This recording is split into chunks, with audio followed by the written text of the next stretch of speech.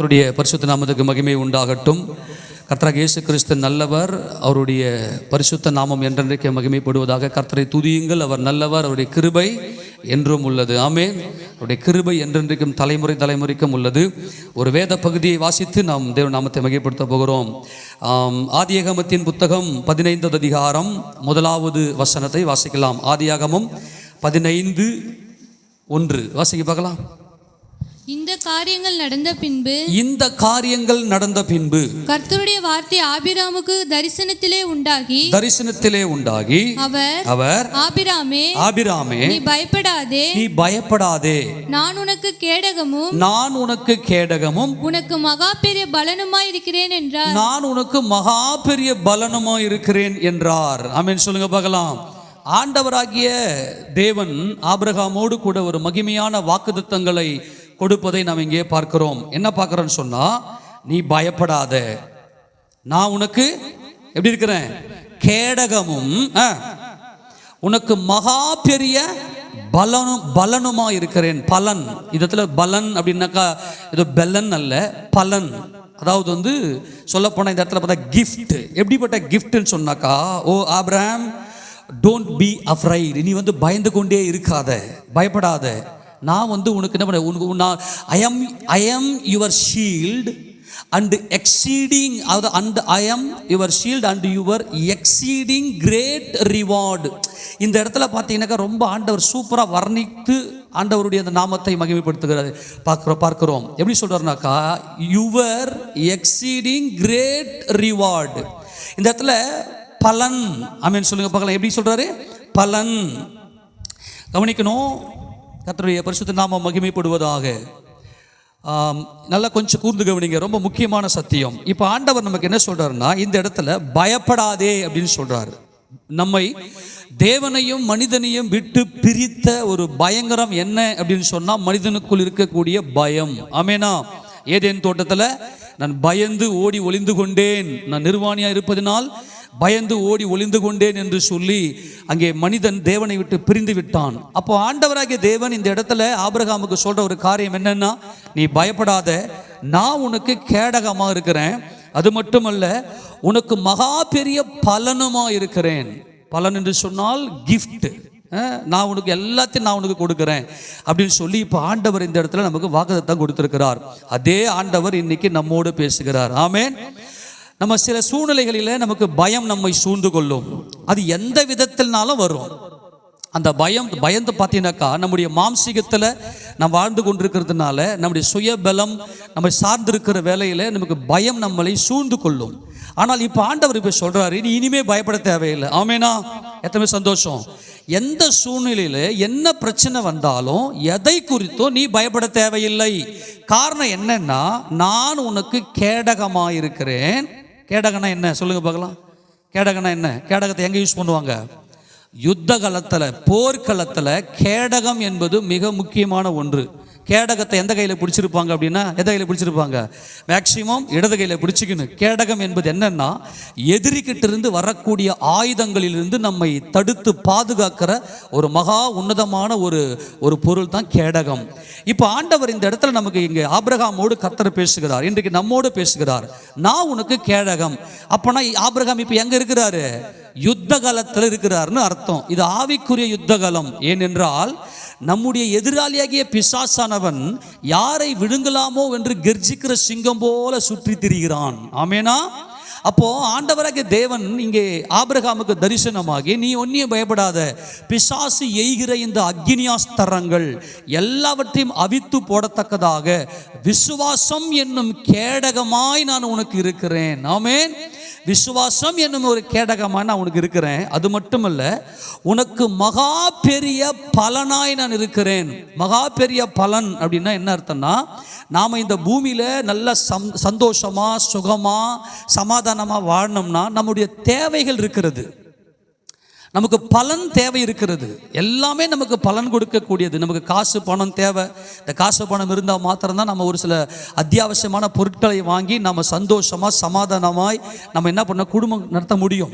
அந்த குடும்பத்தில் சமாதானம் இருக்கும். ஏன்னா பணமோ எல்லாவற்றுக்கும் உதவும். பணம் ஆசை அல்ல, நம்ம இந்த பூமியில் வாழ்வதற்கு பணம் தேவைப்படுகிறது. ஆனால் சில வேளைகளில் இந்த பணத்தின் நிமித்தமாய் பிரச்சனைகள், போராட்டங்கள், குடும்பத்தில் வியாதி அல்லது சமாதானம் இல்லாமல் இருப்பது, இப்படிப்பட்ட ஒரு பயங்கரமான சூழ்நிலைகளில் பார்த்தீங்கன்னா நம்ம சோர்ந்து போயிடுவோம். இப்போ ஆண்டவர் நம்மோடு பேசுகிறாரு, எந்த சூழ்நிலையிலுமே நீ பயப்படாத. காரணம் என்னவென்று சொன்னால், நான் உனக்கு கேடகமாக இருக்கிறேன், உனக்கு மகா பெரிய பலனாக இருக்கிறேன். அப்படின்னு என்ன அர்த்தம்னா, எல்லாமே உனக்கு நான் தான் ஆபிரகாம். ஆமெனா? எந்த பொருளை குறித்தும் எந்த ஒரு சூழ்நிலையை குறித்தும் நீ கலங்காத. நானே உனக்கு மகா பெரிய பலனா இருக்கிறேன். இந்த வாக்குத்தத்தம் என்பது சாதாரண ஒரு வாக்குத்தத்தம் அல்ல. ஏன்னா ஆபிரகாமை ஆண்டவர் அழைத்த போது எப்படி அழைச்சார்னா, நீ என்ன பண்ண, உன் தேசத்தையும் உன் இனத்தையும் உன் தகப்பன் வீட்டையும் விட்டு நான் உனக்கு காண்பிக்கிற தேசத்தை நீ போ, நான் உன்னை பெரிய ஜாதியாக்கி உன்னை ஆசீர்வதித்து உன் பேரை பெருமைப்படுத்துவேன், நீ ஆசீர்வாதமா இருப்பாய் அப்படின்னு சொல்லி ஆண்டவர் வாக்குத்தத்தத்தை கொடுத்து அழைச்சின்னு வந்தாரு. ஆமெனா? ஆண்டவருடைய வாக்குத்தத்தத்துக்கு, அவருடைய அழைப்புக்கு கீழ்ப்படிந்து ஆபிரகாமும் என்ன பண்ணார்னா, தான் போகிற தேசம் என்னது என்று தெரியாமலே விசுவாசத்தினாலே ஆபிரகாம் அப்படி அழைப்புக்கு கீழ்ப்படிந்து வந்துட்டார். வந்த நேரத்தில் இப்போ ஆண்டவர் என்ன சொல்றாருன்னா, ஒரு மகிமையான வாக்குத்தத்தம், நானே அப்படின்ட்டார். ஆமென் சொல்லுங்க பார்க்கலாம். பாருங்க, நான் உன்னை ஆசீர்வதிப்பேன், நான் உன்னை யாரை கொண்டாது காப்பேன், உனக்கு நான் இதை கொடுப்பேன் அதை கொடுப்பேன் அப்படி சொல்லலை. நானே உன் கேடகம், நானே உன் பலன், அந்த நானே உனக்கு எல்லாம் அப்படின்னு வந்துட்டார். இது சாதாரணமான வாக்குத்தத்தம் அல்ல. நீ ஒன்றுத்துக்கு பயப்படாத. இப்போ நம்ம என்ன பண்ணுவோம்னாக்கா, சில வேலைகள் ஆண்டுகிட்ட போய் நிற்கும் போது, ஆண்டவரே எனக்கு நீங்கள் தான் வேணும்பா அப்படின்னு நம்ம கேட்க மாட்டோம். ஆண்டவரே நீங்கள் எனக்கு இதை கொடுங்க, எனக்கு அதை கொடுங்க, இப்படி கொடுங்க அப்படி நம்ம கொஞ்சம் தான் கேட்போம். நமக்காக தேவன் வைத்திருக்கிற ஒரு மாபெரும் திட்டத்தில் 1% கூட நம்ம ஆண்டவர்கிட்ட கேட்க மாட்டோம். ஆனால் ஆண்டவரே எனக்கு நீரே எனக்கு வேண்டும் அப்படின்னு நம்ம கேட்போன்னு வச்சுங்களேன், நம்மை குறித்த தேவனுடைய நோக்கத்தையும் திட்டத்தையும் அவர் சரியாய் பரிபூர்ணமாய் கொடுக்க வல்லவர். ஆமேனா? அப்போ இந்த இடத்துல ஆண்டவர் ஆபிரகாமுக்கு, நானே உன் கேடகம், நானே உனக்கு மகா பெரிய பலன், எக்ஸீடிங் கிரேட் ரிவார்டு. அப்படின்னா என்ன இங்கே ஆண்டவர் சொல்றாரு? இந்த கேடகம் எதுக்காக பயன்படும்? நல்லா உன் மைண்டில் வச்சுக்கணும். ஃபர்ஸ்ட்டு, பயப்படாத, நான் உனக்கு கேடகமாக இருக்கிறேன். போர்க்களத்தில் தான் என்ன பண்ணுவாங்கன்னா கேடகத்தை பயன்படுத்துவாங்க. ஒரு வசனத்தை வாசிங்க, 35ஆம் சங்கீதம் 1வது வசனம் 2வது வசனத்தை வாசிங்களேன். 35ஆம் சங்கீதம் 1-2 வசனம் வாசிங்க பார்க்கலாம். கர்த்தாவே, நீர் என் வழக்காளிகளோட வழக்காடி என்னோட யுத்தம் பண்ணுகிறவர்களோட யுத்தம் பண்ணும். நீர் கேடகத்தையும் பரிசையும் பிடித்து எனக்கு ஒத்தாசையாக எழுந்து நில்லும். ஆமென் சொல்லுங்க. எனக்கு ஒத்தாசையா வந்து நில்லுங்க ஆண்டவரே. ஆமென். எப்படி நில்லுங்க? எனக்கு ஒத்தாசை, எனக்கு உதவியாளராக, எனக்கு ஒத்தாசையாக வந்து நில்லுங்க ஆண்டவரே, எனக்கு நீங்க தான் தேவை. அப்போ இந்த இடத்துல ஆண்டவர் என்ன சொல்றாருன்னா, ஆபிரகாமோடு சொல்றாரு, நீ பயப்படாத, இந்த யுத்த காலத்தில் நான் உனக்கு கேடகமாக நின்று உனக்கு விரோதமாய் வரக்கூடிய சத்துருவின் மூலமாய் வரக்கூடிய சத்துரு டைரக்டாக வருவான் அல்லது அவர்களுடைய மனிதர்களை வைத்து நம்மை தாக்க வருவான். எந்த விதத்தில் உனக்கு தாக்குதல் வந்தாலும் உனக்கு தோல்வியே கிடையாது. காரணம், நானே உன்னுடைய கேடகம். ஆமேன் சொல்லுவோமா? கேடகம்னா என்னது? சொல்ல போனால் அது ஒரு வீடு மாதிரி. அது அந்த வீடு என்ன பண்ணுவாங்க, கையில் வச்சுருப்பாங்க, அப்படியே தங்களை ஃபுல்லாக மூடி மறைச்சிக்குவாங்க. ஏன்னா என்ன அம்பு அடித்தாலும் அல்லது பட்டயத்தை கொண்டு வந்து நம்ம வெட்ட வந்தாலும் அந்த கேடகத்தை கொண்டு நம்ம தடுத்துக்கணும். இப்போ யுத்தம் பண்ண போனால் நமக்கு உயிர் வேணும். அப்போ எதிராளி கையில் இருக்கக்கூடிய அந்த ஆயுதத்திலிருந்து நம்ம தப்பிக்க வேண்டுமே ஆனால், அவனுடைய வஞ்சகத்தில் நம்ம தப்பிக்க வேண்டுமே ஆனால் நமக்கு ஒரு கேடகம் தேவை. இப்போ நம்ம என்ன தான் கையில் கேடகத்தை வச்சுருந்தாலும் அது மனுஷிக மாம்ச கேடகம், அது ஒன்றுத்துக்குமே பயன்படாது. அதாவது நம்மை காட்டிலும் பலவானாக ஒருத்தன் எதிரி இருப்பானேயானால் அந்த கேடகத்தையே என்ன பண்ணலாம், அவன் சுக்குநூறு ஆக்கிடலாம், உடச்சி போட்டுடலாம். ஆனால் இப்போ இயேசுராஜா நம்முடைய தேவனே நமக்கு கேடகமாக இருக்கிறார். இப்போ பார்த்தீங்கன்னா கோலியாத் எப்படி வரான் தெரியுமா? யுத்தம் பண்ணுறதுக்கு கேடகத்தோடும் ஈட்டியோடும் பட்டயத்தோடும் வரான். அப்போ என்ன பண்ணுவான்? சைடில் பட்டயத்தை கட்டிக்கின்னு கையில் ஈட்டியை பிடிச்சிக்கின்னு கையில் கேடகத்தை வச்சுக்கின்னு ரொம்ப சேஃபாக வரான். இப்போ தாவீது சொல்கிறாரு, நீ கேடகத்தோடு வர, ஆனால் என் கேடகம் ஆண்டவராக இயேசு கிறிஸ்து. ஆமேன்னு சொல்லுவோமா? ஆமேனா?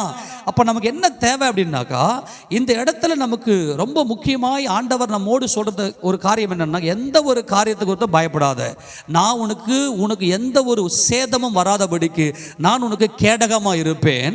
அது மாத்திரமல்ல, நீ இந்த பூமியில சமாதானமாய் சுகத்தோட பலத்தோட வாழ்வதற்கு உன்னுடைய முழு பலனுமாய் நான் இருக்கிறேன். கிஃப்ட், நான் உனக்கு கிஃப்ட்டை கொடுக்கிறேன், நானே உனக்கு எல்லாமாக இருக்கிறேன் சொன்னதும் ஆபிரகாமுக்கு எப்படி இருந்திருக்கும் கொஞ்சம் யோசிச்சு பாருங்க. என்னடா இது, ஆண்டவரே நமக்கு இவ்வளவு பெரிய கேடகமாக பலனா இருக்கிறாரு அப்படின்னு சொல்லி ஆபிரகாமுக்குள்ள ஒரு பெரிய அசைவு ஏற்பட்டிருக்கும். ஆமென் சொல்லுவோமா? இதை விட ஒரு மகிமையான ஒரு வாக்குத்தத்தம் பெருசா நம்ம யோசிக்கவே தேவையில்லை. ஏன்னா நானேன்னு சொல்லிட்டாரு. ஆமேனா? நானே உனக்கு கேடகம், நானே உனக்கு எல்லா பெரிய மகா பெரிய பலனா இருக்கிறேன் என்று ஆண்டவராகிய தேவன் சொல்லுகிறார். இன்னொரு வசனத்தை வாசிங்க. இந்த கேடகம்னா என்ன? இன்னொரு வசனத்தை வாசிங்க. பிரசங்கியின் புத்தகம் 7வது அதிகாரம் 12வது வசனத்தை வாசிக்கலாம். பிரசங்கி 7:12. ஞானம் கேடகம், ஞானம் கேடகம், திரவியமும் கேடகம். திரவியமும் கேடகம். திரவியம் என்னது? பணம். ஞானம்னா என்ன? கர்த்தருக்கு பயப்படுதலே ஞானத்தின் ஆரம்பம். அப்படியானால் இந்த கேடகம்னு சொல்றது என்னன்னா, ஆபிரகாமுக்குள்ள தேவனுக்கு பயப்படுகிற பயம் ஆபிரகாமுக்குள்ளே அங்கே வந்திருக்கிறது. ஆமேன் சொல்லாமா? இந்த இடத்துல இருந்து நம்ம என்ன கற்றுக்கொள்ளுகிறோம் என்றால், ஆபிரகாமுக்குள்ள தேவனுக்கு பயப்படுற பயம் வந்திருக்கிறது. அது மாத்திரமல்ல, திரவியம் என்று சொன்னால் பணம் அல்லது பொருள். அந்த பொருளும் கேடகமாம். அப்புறம் ஞானம் தன்னை உடையவர்களுக்கு ஜீவனை தரும். என்ன தரும்? ஜீவனை தரும். சொல்லுங்க போல, என்ன தரும்? ஜீவனை தரும். ஞானம் தன்னை உடையவர்களுக்கு ஜீவனை தருகிறதாம். ஆமென் சொல்லுங்க பார்க்கலாம். என்ன தருது? ஜீவனை தருகிறது. ஹல்லேலூயா. கர்த்தருடைய பரிசுத்த நாமம் என்றென்றைக்கு மகிமைப்படுவதாக. அப்போ ஞானம் தன்னை உடையவர்களுக்கு என்னத்தை கொடுக்குது? ஜீவனை கொடுக்குது. அப்புறம் தொடர்ந்து வாசிக்க பார்க்கலாம். தேவனுடைய இதுவே அறிவின் மேன்மை. இதுவே அறிவின் மேன்மை. தேவனுடைய சேவையை கவனித்து பார், அவர் கோணலாக்கினதை நேர்மையாக்கத்தக்கவன் யார்?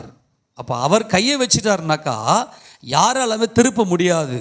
எந்த சூழ்நிலையுமே நமக்கு போராட்டத்தை ஜெயிக்க முடியாது. ஆனால் அவர் நமக்கு பட்சத்தில், நமது பட்சத்தில் வந்து நிற்பாரே, ஆனால் அவரே நமக்கு கேடகமாகவும் எல்லா பெரிய பலனுமாய் எல்லாவற்றையும் நமக்கு கொடுக்கிறவராய், நம்ம பரிபூர்ணமான ஆசீர்வாதத்தோடு இந்த பூமியில் சமாதானத்தோடு நம்முடைய குடும்பத்தோடு கூட சந்தோஷமாக இந்த பூமியில் வாழ்வதற்கான அத்தனை பலனையும் நம்முடைய ஆண்டவராகிய தேவன் நமக்கு கொடுக்க வல்லமை உடையவர். ஆமென் சொல்லாமா? அப்போ ஆபிரகாமோடு கூட இருந்த தேவன், இந்த மகிமையின் தேவன், இப்படிப்பட்ட ஒரு மகிமையான ஒரு வாக்குத்தத்தத்தை சுதந்திரத்துக் கொள்வதற்கு காரணம் என்ன என்பதை நம்ம பார்க்க போகிறோம். ஆமெனா? ஆபிரகாமுக்கு இந்த வாக்குத்தத்தம் எப்படி வந்துச்சு? எந்த சூழ்நிலையில் ஆண்டவர் இந்த வாக்குத்தத்தை கொடுத்தார்? பாருங்க, இந்த விசுவாசம் என்னும் கேடகம். இந்த கேடகத்தை நம்ம எப்படி பார்க்குறோம்னா, விசுவாசம் என்னும் கேடகம். எடுத்து வாசிங்க பார்க்கலாம். இன்னொரு வசனத்தை எடுத்து வாசிங்க. எபேசியருக்கு நிருபம் 6வது அதிகாரத்தில் இந்த கேடகத்தை ஆண்டவர் விசுவாசத்துக்கு ஒப்பிடுவதை இங்கே பார்க்கிறோம். எபேசியர் 6வது அதிகாரம் நம்ம சுருக்கமாக வாசிக்கலாம், நமக்கு நேரம் இல்லை. எங்கே தெரியுமா? 14 வாசிக்க பார்க்கலாம். தேவனுடைய சர்வாயுத வர்க்கத்தை எடுத்துக்கொள்ளுன்னு சொல்றாரு. அந்த சர்வாயுத வர்க்கம் என்ன? வாசிங்க. சத்தியம் என்னும் கச்சையை உங்கள் அறையில் கட்டினவர்களாயும், நீதி என்னும் மார்க்கவசத்தை தரித்தவர்களாயும், சமாதானத்தின் சுவிசேஷத்திற்குரிய ஆயத்தம் என்னும் பாதரட்சை கால்களிலே தொடுத்தவர்களாயும், பொல்லாங்கனையும் அக்கினியாஸ்திரங்களை எல்லாம் அவித்து போடத்தக்கதாய் எல்லாவற்றிற்கும் மேலாக, நல்லா கவனிங்க, எல்லாவற்றுக்கும் மேலாக விசுவாசம் என்னும் கேடகம். எல்லாவற்றுக்கும் மேல விசுவாசம் தான் மேலோங்கி நிற்கிறது. அப்படியானால் இந்த இடத்துல கேடகம் அப்படின்னு இங்கே ஆண்டவர் சொல்றாருன்னா, ஆபிரகாமுடைய விசுவாசத்தை இங்கே பார்த்திருக்கிறார். ஆமேனா? நல்லா கவனிக்கிறேன். விசுவாசம் என்னும் கேடகத்தை பிடித்து கொண்டவர்களாயும் நில்லுங்கள். அப்புறம் ரட்சணியம் என்னும் தலைச்சீராவையும் தேவாசனமை ஆவியின் பட்டையும் தரித்து எடுத்துக்கொள்ளுங்கள் சொல்றாரு. அப்போ நானே உனக்கு கேடகம் அப்படின்னு சொல்றாருன்னா, ஆபிரகாமுக்குள்ள விசுவாசத்தினுடைய பூரணத்தை இங்கே ஆண்டவர் பார்த்திருக்கிறார். ஏன்னா விசுவாசம் தான் நித்திய ஜீவன். ஆமேனா? நம்முடைய ஆண்டவர் எப்படிப்பட்டவர் என்றால் விசுவாசத்தின் தேவன். நம்முடைய ஆண்டவர் விசுவாசம். விசுவாசம்னா என்ன? காணப்படுகிறவைகளின் நிச்சயம் அது. ஆமேனா? ஆமென் சொல்லுங்க. விசுவாசம்னா என்ன? காணப்படாதவைகளின் நிச்சயம். சாரி, இந்த வசனத்தை வாசிங்க பார்க்கலாம். 11:3 எபிரேயர் 11:3 வாசிங்க பார்க்கலாம். 1:1 வாசிங்க. விசுவாசமானது நம்பப்படுகிறவைகளின் உறுதியும் காணப்படாதவைகளின் நிச்சயமாய் இருக்கிறது. விசுவாசம் என்பது நம்பப்படுகிறவைகளின் உறுதியும் காணப்படாதவைகளின் நிச்சயமா இருக்கிறது. அதனாலே முன்னோர்கள் நற்சாட்சி பெற்றார்கள். விசுவாசத்தினாலே நாம் உலகங்கள் தேவனுடைய வார்த்தையினால் உண்டாக்கப்பட்டது என்றும் இவ்விதமாய் காணப்படுகிறவைகள் தோன்றப்படுகிறவைகளால் உண்டாகவில்லை என்றும் அறிந்திருக்கிறோம். அப்ப விசுவாசம் என்பது நம்பப்படுகிறவர்கள் உறுதியும் காணப்படாதவைகளின் நிச்சயமாயிருக்கிறது. விசுவாசம் என்னும் கேடகம். நானே உனக்கு கேடகமா இருக்கிறேன் அப்படின்னு சொன்னா ஆபிரகாமுக்குள்ள ஒரு மகிமையான விசுவாசத்தை தேவன் இங்கே பார்க்கிறார். அப்போ தேவனே எப்படிப்பட்டவர்னா விசுவாசம் தான் தேவன். ஆமென் சொல்லுங்க பார்க்கலாம். என்னது தேவன்னா யாருங்க? விசுவாசம். என்ன விசுவாசம்? உன்னை பார்த்து இன்னொரு பொருளை உருவாக்கல, ஒன்றும் இல்லாமையிலிருந்து சகலத்தையும் உண்டாக்கினார். அப்படியானால் நம்பப்படுகிற உறுதியும் காணப்படாதவர்களின் நிச்சயம்தான் விசுவாசம். அப்ப தேவனே விசுவாசம். இதுதான் நமக்கு முக்கியம். தேவனே எப்படிப்பட்டவர்னா விசுவாசம். ஒன்றுமில்லாமையிலிருந்து ஒன்றை உண்டாக்குகிறார். அப்ப நாம் கூட எல்லாம் இருக்கிறது, எல்லாவற்றையும் சிருஷ்டித்த தேவனை நாம் விசுவாசிக்க வேண்டும். இந்த இடத்துல ஆபிரகாமுக்குள்ள ஒரு நல்ல விசுவாசத்தை தேவன் பார்த்திருக்கிறார். அதனால தான் நானே உனக்கு கேடகமா இருக்கிறேன், இனி சத்துருவினால நீ ஒடுங்கி போவது இல்லை. சத்துரு எப்படிப்பட்ட அக்னியாஸ்திரங்களை உன் மேல் அடித்தாலும் உன் மனசுக்குள்ள எந்த விதத்தில் சஞ்சலத்தை கொடுக்க முடியாது. ஏன்னா நம்ம மனசை உடைச்சிட்டாலே எப்படி ஆகிடும், நம்ம உடஞ்சி போயிடுவோம். ஆனால் ஏசப்பாவே இன்னைக்கு நமக்கு கேடகமாக இருந்து பிசாசு எய்கிற எல்லா விதமான அவிசுவாசங்களையும் மாம்ச போராட்டங்களையும் நம்முடைய மனசுக்குள்ள வராதபடிக்கு கர்த்தர் நம்மை பாதுகாப்பாராக. ஆமேனா? இன்னைக்கு அதை தான் ஆண்டவர் நமக்கு சொல்றார். அது மாத்திரமல்ல, நான் தான் உனக்கு மகா பெரிய பலனாக இருக்கிறேன். நமக்கு என்னென்னலாம் தேவை? எல்லாம் தேவை. நம்முடைய குடும்பத்துக்கு தேவையான, நம்முடைய வாழ்க்கைக்கு ஏகப்பட்ட தேவைகள் இருக்கிறது. இப்போ ஆண்டவர் சொல்லிட்டாரு, எல்லாமே உனக்கு நான் தான். ஆமேனா? ஏனென்றால் கர்த்தராகிய இயேசு கிறிஸ்துவே எல்லாம். வாசிங்க கொலோசியர் நிருபம். அந்த எல்லாம், உன் தேவைகள் எல்லாம் நானே, நான் உனக்கு மகா பெரிய பலனுமா இருக்கிறேன். கொலோசியர் நிருபம் 1வது அதிகாரம் 17வது வசனத்தை வாசிக்கலாம். அவர் எல்லாவற்றுக்கும் முந்தினவர், எல்லாம் அவருக்குள் நிலைநிற்கிறது. எல்லாம் அவருக்குள். ஆமென் சொல்லுங்க. எல்லாம் அவருக்குள். ஆமெனா? அந்த எல்லாம். இப்ப ஆண்டவர் ஆபிரகாமுக்கு என்ன வாக்குத்தத்தம் கொடுக்கிறார்னா, நான் தான் உனக்கு மகா பெரிய பலன், எல்லாம் உனக்கு நானே இருக்கிறேன்பா. அப்போ நான் உன் பக்கத்திலே இருந்துக்குன்னு உனக்கு என்னென்னலாம் தேவையோ அது உன் தேவைக்கு ஏற்றாறு போல நான் உனக்கு கொடுக்குறேன் அப்படின்னு சொல்லி ஒரு மாபெரும் ஒரு பாதுகாப்பையும் ஒரு பராமரிப்பையும். ஆமேனா? அவரே நம்முடைய பாதுகாப்பு, நம்முடைய பராமரிப்பு. உனக்கு எல்லாமா நான் இருக்கிறேன்னு சொல்லி ஆபிரகாமுக்கு தேவன் வாக்குத்தத்தம் கொடுத்திருக்கிறார். எத்தனை பேர் ஆமேன் ஆமேன் சொல்ல முடியும்? இன்றைக்கு தேவன் நம்முடைய கேடகமாகவும் எல்லா மகா பெரிய பலனுமாக எல்லாமாக அவர் நமக்கு இருக்கிறார். அதனால சோர்ந்து போகவே வேண்டாம். நமக்காக கர்த்தராகிய இயேசு கிறிஸ்து ஜீவிக்கிறார். ஆமென். சரி, இந்த இடத்துல ஆண்டவர் எந்த சூழ்நிலையில இப்போ ஆபிரகாமுக்கு இந்த வாக்குத்தத்தங்களை கொடுக்கிறார் என்பதை நம்ம பார்க்க போறோம். ஆமெனா? இந்த வாக்குத்தத்தங்களை நம்ம சுதந்திரித்துக் கொள்ள வேண்டுமே ஆனால் இந்த வாக்குத்தத்தத்தினுடைய பின்னணியை நம்ம பார்க்க போறோம். இப்போ எடுத்து வாசிங்க பார்க்கலாம். ஆதியாகம புத்தகம் 15:1 வாசிங்க. இப்ப இந்த காரியங்கள் நடந்த பின்பு, எந்த காரியங்கள் நடந்த பின்பு? இதுதான் முக்கியம். இப்ப இந்த காரியங்கள் நடந்த பின்பு கர்த்தருடைய வார்த்தையானவர் யாரு? கர்த்தராகிய இயேசு கிறிஸ்து. அப்படியானால் கர்த்தராகிய இயேசு கிறிஸ்து தரிசனத்தில் வராரு, அவ்வளோதான், வேற ஒன்றுமே இல்லை. ஆமென் சொல்லுங்க பார்க்கலாம். கர்த்தருடைய வார்த்தை ஆபிராமுக்கு தரிசனத்தில் உண்டாகி இப்போ தான் வாக்குத்தத்தம் கொடுக்குறாரு. ஆபிராமே, நீ பயப்படாதே, நான் உனக்கு கேடகமும் உனக்கு மகா பெரிய பலனமாக இருக்கிறேன். நான் உனக்கு கேடகமும் நான் உனக்கு மகா பெரிய பலனமாக இருக்கிறேன் என்று சொல்லி. நல்லா கவனிங்க.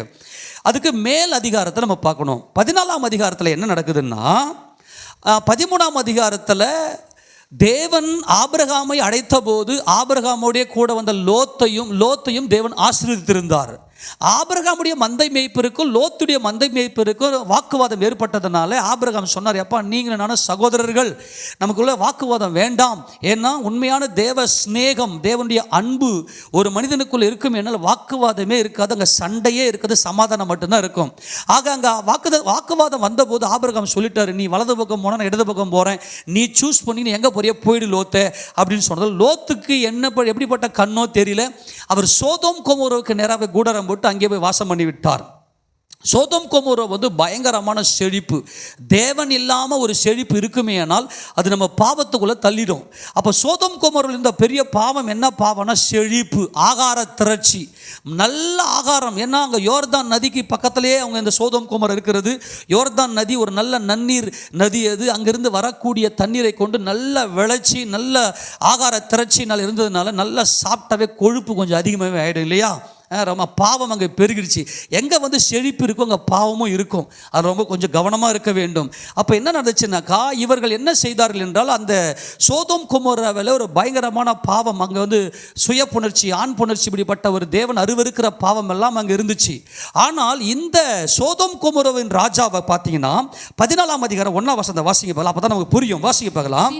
சினேரின் ராஜாவாகிய அம்ராபேலும், ஏலாசாரின் ராஜாவாகிய அரியோகும், ஏலாமின் ராஜாவாகிய கெதர்லா கோமேரும், ஜாதிகளின் ராஜாவாகிய திதியாலும் இருந்த நாட்களில் அவர்கள் சோதோமின் ராஜாவாகிய சோதோமின் ராஜாவாகிய பேராவோட ஒன்னு சோதோம், அப்புறம் கொமோராவின் அதுக்கு பக்கத்துல இருக்கிற கொமோரா, பிக்சாவோடும், அத்மாவின் ராஜாவாகிய அப்புறம் அத்மாவின் பட்டணம், அப்புறம் செபோயிமின் பட்டணம், அப்புறம் சோவார் என்னும் பேலாவின் ராஜா, சோவாரின் ராஜா. நல்லா கவனி, இதெல்லாம் சோதோம் கொமோராவை சுற்றி இருக்கிற பட்டணங்கள். இந்த பட்டணத்துக்கு விரோதமாக கெதர்லா கோமேருடைய தலைமையில் இந்த கிழக்கத்திய ராஜாக்கள் வந்து இந்த சோதோம் கொமோராவை அடிமைப்படுத்தி, வேணா சோதோம் கொமோரா நல்ல செழிப்பு, அடிமைப்படுத்தி வச்சு கப்பம் கட்டுங்கடா, வரியே கொடுங்கடான்னு சொல்லிட்டு ஒரு தண்டத்தை விதித்து விட்டு போயிட்டு இருந்தாங்க. இவர்கள் 12 வருஷம் அவர்களை சேவித்தார்கள். 13வது வருஷத்துல கலகம் பண்ணி விட்டார்கள் அந்த கெதர்லா கோமேருக்கு விரோதமாக.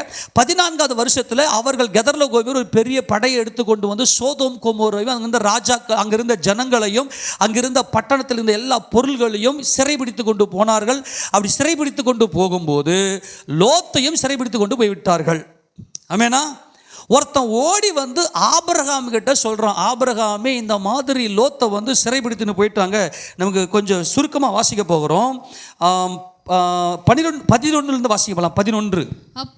அப்பொழுது அவர்கள் சோதோமிலும் கொமோராவிலும் இல்ல, நல்ல பொருள்கள், எங்க பொருள் பெருகி இருக்கிறதோ அங்க பாவம் பெருகி இருக்கும். எச்சரிக்கை, பொருள்களை குறித்து எச்சரிக்கை.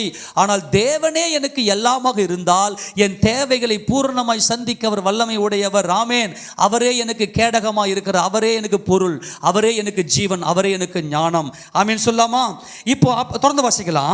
போஜன பதார்த்தங்கள் எல்லாவற்றையும் எடுத்துக்கொண்டு போய்விட்டார்கள். ஆபிராமின் சகோதரனுடைய குமாரனாகிய லோத்து சோதோமிலே குடியிருந்தபடியால் அவனையும் அவன் பொருள்களையும் கொண்டு போய்விட்டார்கள்.